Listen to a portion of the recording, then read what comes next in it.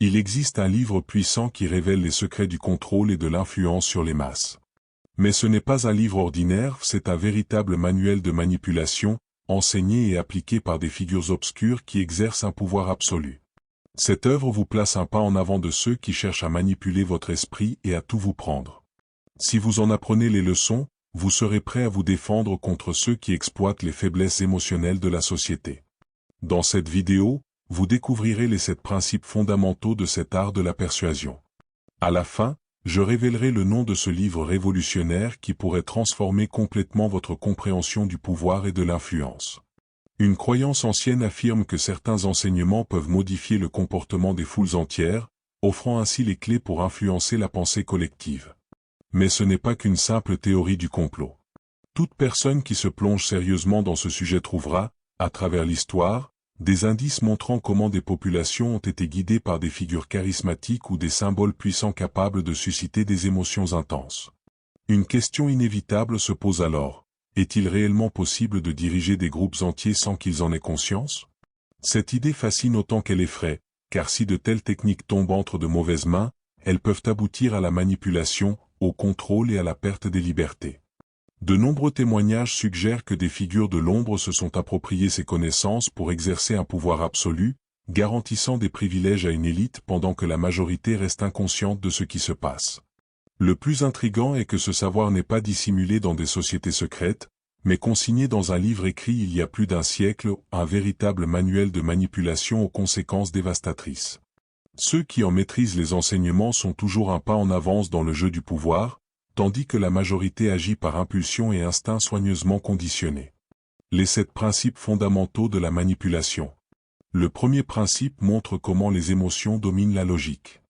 Lorsqu'un groupe ressent de la peur, de la colère ou de l'enthousiasme, la réaction émotionnelle précède l'analyse rationnelle. Ce phénomène se répète à travers les époques et les cultures, comme si l'esprit collectif prenait vie, déclenchant des réactions en chaîne. Les leaders charismatiques savent canaliser ces émotions pour servir leurs objectifs, transformant souvent la peur en haine ou l'espoir en dévotion aveugle. Face à des discours qui suscitent des émotions fortes, posez-vous cette question essentielle. Suis-je manipulé ou convaincu par des arguments solides? Le deuxième principe dévoile l'usage stratégique des mots. La répétition de slogans et de récits simplifiés façonne la perception collective, transformant des idées familières en vérités incontestables.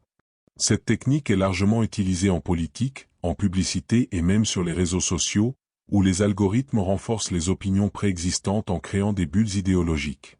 Pour éviter cet effet, il est essentiel de diversifier ses sources d'informations et de se demander si une idée est vraie ou simplement répétée à l'infini. Le troisième principe explore le pouvoir des symboles. Les éléments visuels tels que les drapeaux, les emblèmes et les visages charismatiques influencent l'inconscient collectif. Les leaders et les grandes corporations exploitent ce mécanisme pour générer fidélité et crédibilité, misant sur la force de l'identité visuelle pour influencer les masses.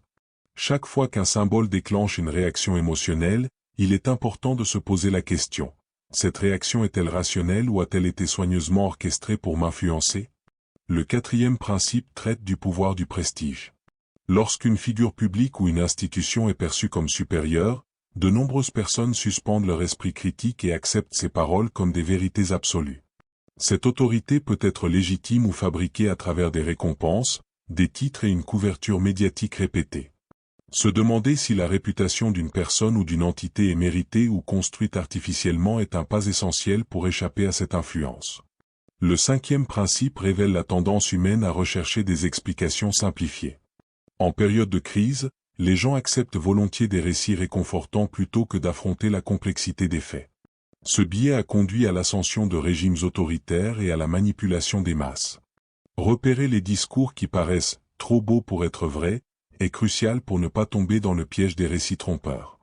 Le sixième principe concerne la construction de la crédibilité. Souvent, l'autorité est fabriquée à l'aide de prix, d'alliances institutionnelles et de titres impressionnants. La confiance aveugle en l'autorité est l'un des plus grands dangers de la manipulation. Pour s'en prémunir, il est essentiel d'aller au-delà des apparences et de vérifier si un discours repose réellement sur des bases solides. Le septième et dernier principe est l'usage de la dramatisation pour mobiliser les foules. Les discours enflammés, chargés d'émotions, peuvent créer un effet hypnotique, entraînant les masses sans leur laisser le temps d'analyser les conséquences. Cette technique a été largement utilisée dans l'histoire pour déclencher des révolutions, des guerres et des mouvements sociaux. Chaque fois qu'un discours vous semble exagérément émotionnel, posez-vous cette question. M'invite-t-il à réfléchir ou cherche-t-il seulement à provoquer une réaction immédiate? Révélation du livre. Maintenant que vous connaissez ces 7 principes, il est temps de découvrir le livre qui les détaille en profondeur. Cette œuvre a influencé des leaders, des politiciens et des stratèges pendant des décennies. Vous voulez savoir de quel livre il s'agit? Restez jusqu'à la fin de la vidéo et préparez-vous à voir votre perception du pouvoir et de l'influence transformée. Le moment est venu de révéler le titre qui a eu un impact profond et a suscité d'intenses débats sur l'esprit collectif. Psychologie des foules, de Gustave Le Bon. Dans ce livre, vous trouverez les fondements psychiques du comportement des masses ainsi que les mécanismes qui déclenchent la contagion émotionnelle, la crédibilité instantanée et la peur. Son analyse a fasciné les esprits curieux tout en permettant au lecteur de comprendre et de se prémunir contre les manipulations occultes. Bien que cette œuvre soit considérée comme dangereuse, son contenu n'a rien de maléfique en soi. Au contraire, elle expose les facteurs pouvant être utilisés pour contrôler de vastes groupes, rendant leur compréhension essentielle pour quiconque souhaite se protéger ou élargir sa conscience. Avec ce savoir, il devient plus facile de résister à la rhétorique enflammée qui exploite les faiblesses collectives. De plus, il existe un lien subtil avec le domaine spirituel. En explorant la psyché humaine en profondeur, on s'aperçoit que les émotions, les croyances et les impulsions collectives peuvent être observées sans y être emportées. La méditation, par exemple, est un excellent outil d'auto-observation qui révèle comment les pensées et les émotions apparaissent et disparaissent. Cet état de présence permet de remettre en question la véracité des messages répétés et le pouvoir symbolique de certains discours. Cependant, le savoir seul ne suffit pas. Il faut être prêt à sortir de sa zone de confort, car résister à l'attrait émotionnel du groupe peut être inconfortable, voire dangereux, surtout lorsque des idéologies radicales s'emparent d'une foule.